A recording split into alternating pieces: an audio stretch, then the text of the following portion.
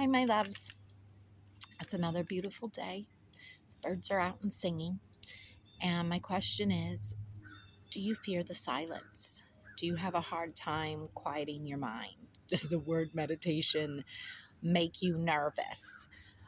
These are things that I used to have trouble with. These are things that used to be challenging for me because I did not enjoy the silence. I ran from it. I stayed so busy that I didn't have to think much about anything. And then one day, the world that I had known for 25 years suddenly came to an end. And it was already in a traumatic place in my life. And then, as a result, and trying to outrun it, the darkness, the change, the not knowing what was going to happen next, the unknown, I allowed more trauma into my life. So without going into detail, because that's not important, I will say that if you know me, you know that the last 3.5 years, 4 years have been extremely challenging, not just for me, but for my girls, and for the people in my life.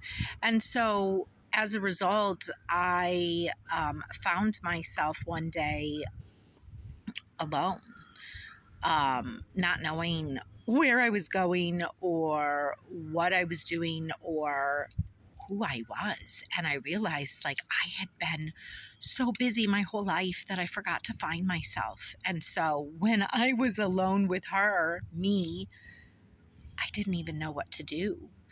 And so there were days where I laid on the floor and I cried and I asked God, which was very new to me, being raised an atheist, like, why?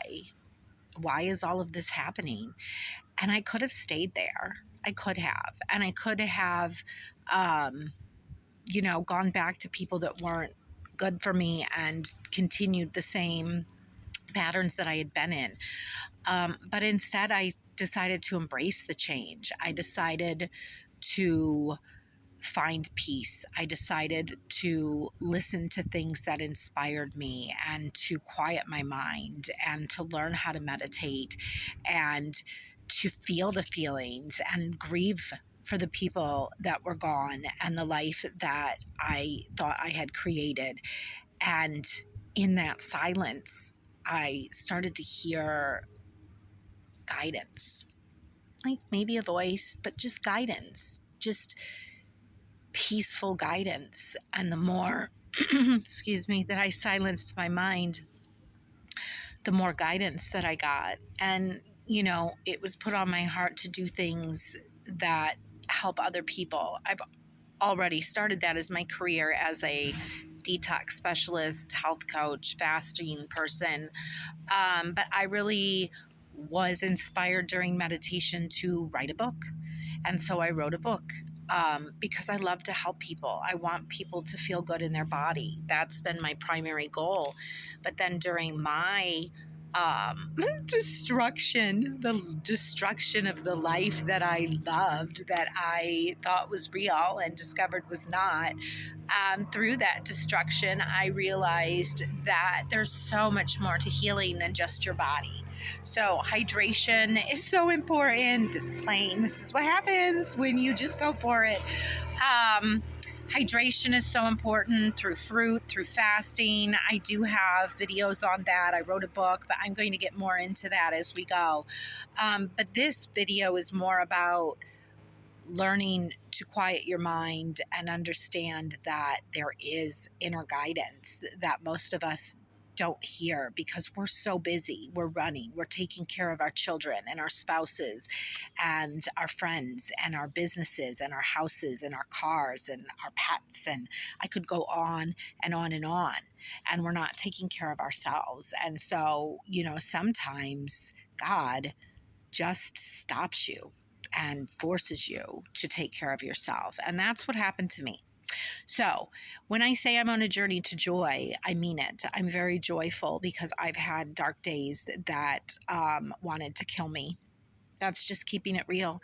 And I climbed out of them alone, most of them. And for those of you that were here, you know who you are. And I'm so grateful. And thank you for helping me find this beautiful faith that I have by being faithful yourselves.